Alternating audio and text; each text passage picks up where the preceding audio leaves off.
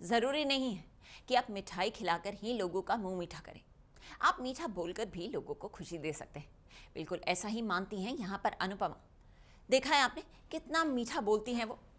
वैसे अनुपमा तो लेकर आती हैं हम सबकी ज़िंदगी में ढेर सारा एंटरटेनमेंट। तो क्या कुछ हो रहा है यहाँ अनुपमा की कहानी में, आइए देखें।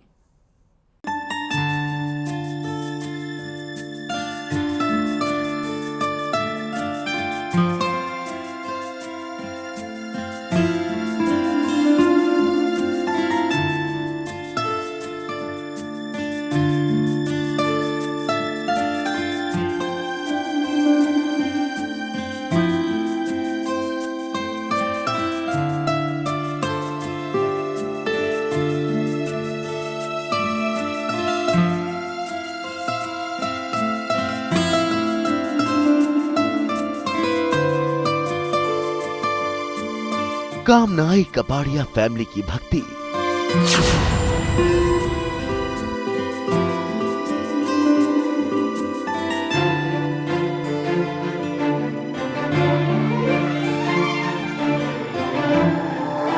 एक ही झटके में उजड़ गई अनुपमा की हस्ती।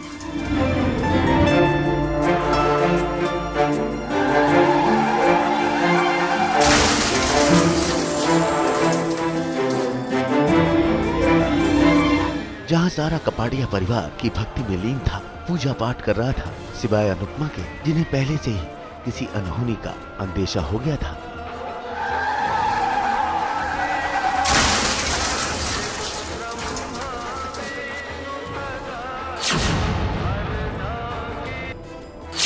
और आखिरकार वो बात सच हो गई। एक ही झटके में अनुपमा की गुलजार जिंदगी वीरान हो गई। जिस महाशक्ति से अनुपमा अपने अनुज की लंबी उम्र की दुआएं मांग रही थीं, लगता है इस बार उनके हाथ निराशा लगी है, क्योंकि उम्मीद और आशाओं की डोर अब अनुपमा के हाथों से छूटती हुई नजर आ रही है।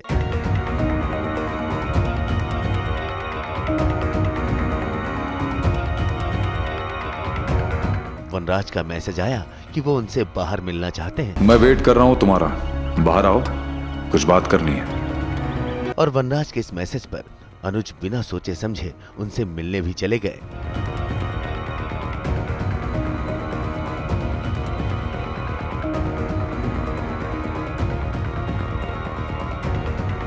और फिर दोनों एक कार में बैठकर एक ऐसे सफर पर निकल पड़े जो हो सकता है कि इन दोनों का आखिरी सफर साबित हो।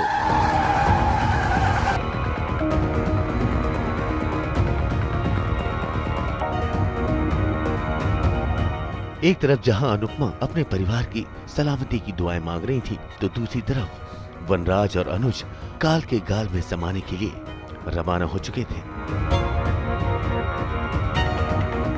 अनुज और वनराज जिस कार में सवार थे, ठीक उन्हीं की कार के पीछे काव्या भी अपनी कार से उन्हें फॉलो कर रही थी।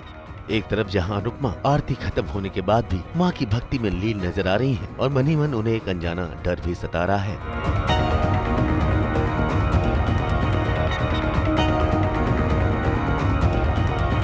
और ये डर सच भी साबित हुआ। जिस कार से वनराज और अनुज निकले थे, उस कार का हो गया बेहद ही खतरनाक एक्सीडेंट। और इस घटना की सूचना जब पुलिस इंस्पेक्टर ने समर के फोन पर दी, तो मानो खुशियों के आंगन में मुसीबतों का पहाड़ टूट पड़ा। अनुज के कार एक्सीडेंट की खबर सुनते ही अनुपमा सदमे में चली गई और सारे घर वाले शॉक्ड हो गए। जिस अनहोनी का रह रहकर अनुपमा को डर सता रहा था, जिंदगी के सफर में उस अनहोनी ने अनुपमा के सामने बाजी मार ली और अनुपमा की जिंदगी में कर दिया अंधकार। अब देखते हैं कि अनुपमा के सर पर टूटा ये मुसीबतों का पहाड़ अब अनुपमा कैसे बर्दाश्त कर पाती हैं। मुंबई से ब्यूरो रिपोर्ट।